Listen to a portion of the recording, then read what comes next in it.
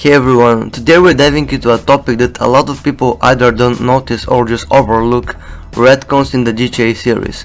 Now before we get started, let's quickly explain what a retcon actually is. A retcon, short for retroactive continuity, happens when a new game, movie or story changes details about past events, usually because those details weren't originally planned or told when the first game was made. This often happens with prequels, where new stories introduce changes that don't completely match up with the original.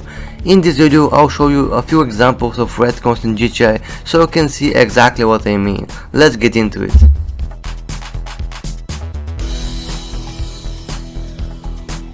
Alright, let's get with our first example here, Luigi's Club. Before it became Luigi's Club, this place was actually JD O'Toole's Club. JD was an associate of the Sindaco family, but he ended up betraying them to side with Salvatore Leone. Unfortunately for him, that didn't work out well.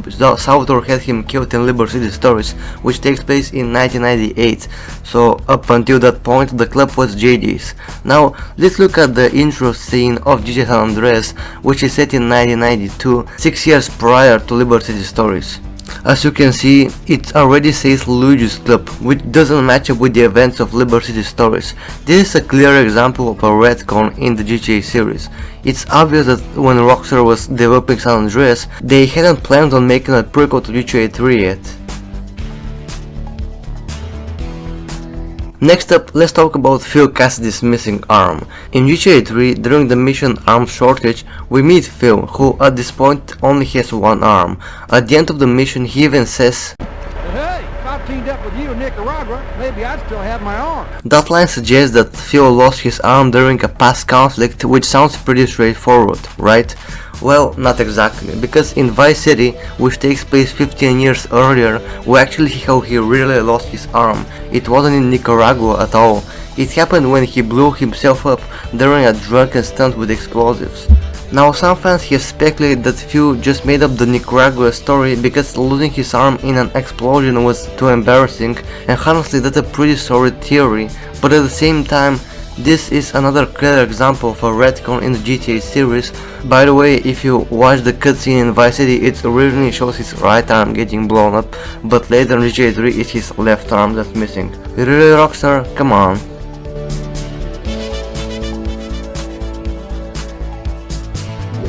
In Vice City Stories, a prequel to Vice City, we follow Victor Vance as he builds a criminal empire alongside his brother Lance. By the end of the game, their operation is stable and powerful. They've taken down the Mendez brothers, dealt with Martinez, and even formed an alliance with Ricardo Diaz. But then just 2 years later in Vice City, their entire empire is gone. There's no trace of it. No one mentions them, it's as even they never existed. And let's not even get started on Vic's appearance in Vice City, which looks completely different from how he's portrayed in Vice City Stories. This is clearly a retcon, but to be fair, it's one of the better ones. It serves the story well, and that's what really matters when it comes to retcons. Now let's talk about Claude for a second, the silent protagonist of GTA 3. In San Andreas we see that Claude is from San Fierro, a coastal city where he even owns a garage.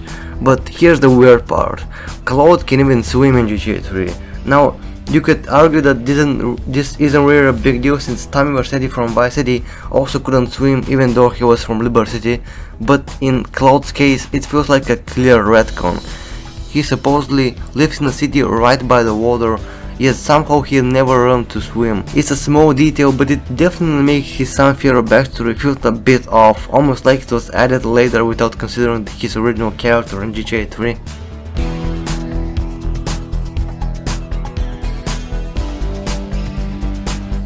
When we look at Donald Love in GTA 3, we see a powerful, fearless businessman, someone who seems completely in control, focused on success and willing to do whatever it takes to get ahead.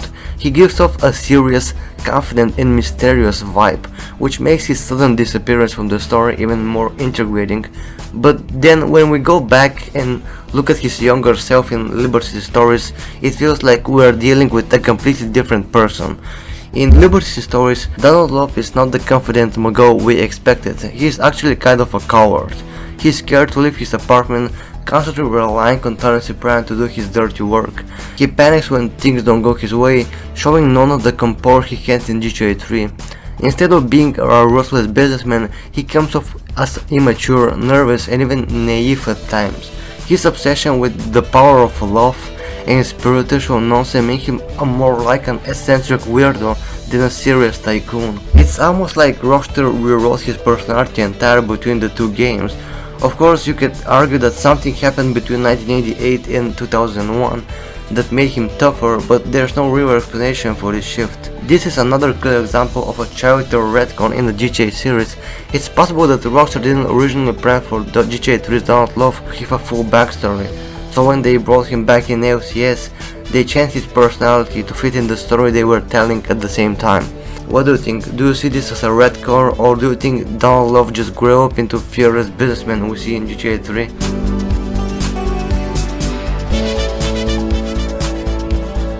At the beginning of GTA Vice City, the Forelli Mafia arranges a major drug deal in Vice City through their lawyer Ken Rosenberg.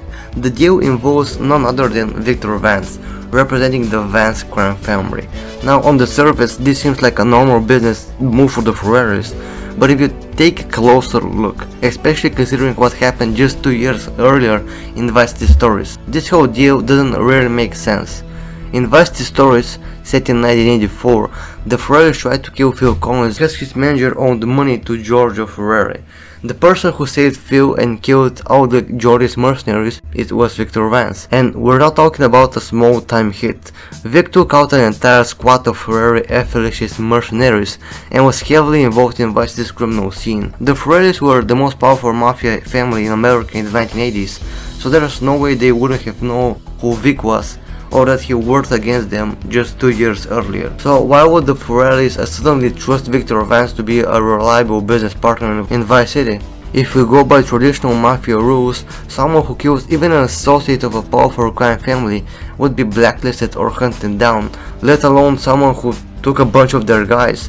The fact they made a deal with him later seems like either a plot hole or a case of Rockstar simply not planning Vice City Stories where they originally wrote Vice City. At the end of the day, this feels like another GTA retcon and an oversight that wasn't meant to be analyzed too deeply, but when you put the pieces together, it doesn't really add up. So there you have it. That's just a small sample of the retcons through the GTA series.